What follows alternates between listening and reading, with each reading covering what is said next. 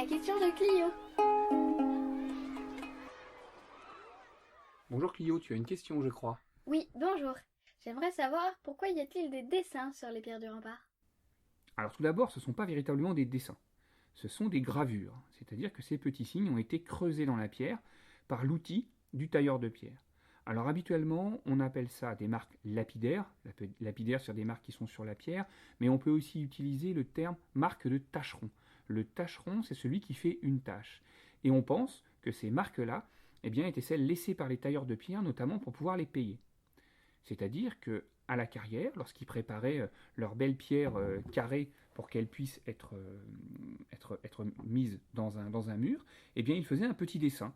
Donc tu vois, Hennebon, on a des pioches, on a des espèces de petites cabanes, on a des clés, on a même on dirait un espèce de nez avec des grosses narines, on a une petite tête de vache, hein, ce sont des dessins très très simples.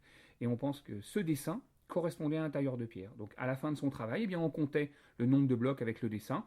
Celui qui a le petit cœur, 1, 2, 3, 4, 5, 6, il a fait 6 pierres, on lui payait 6 pierres. Alors malheureusement aujourd'hui, on n'a pas de liste avec le petit dessin et le nom de la personne en face, parce que tu vois, ces marques-là, elles datent probablement du XVe siècle, c'est-à-dire de la fin du Moyen Âge. En revanche, ce qu'on peut savoir, c'est si on s'amuse à faire une carte, si on fait un dessin et on reporte toutes les marques de tâcherons, on les compte et on regarde à quel endroit elles se trouvent, eh bien ça peut nous donner une idée de l'organisation du chantier.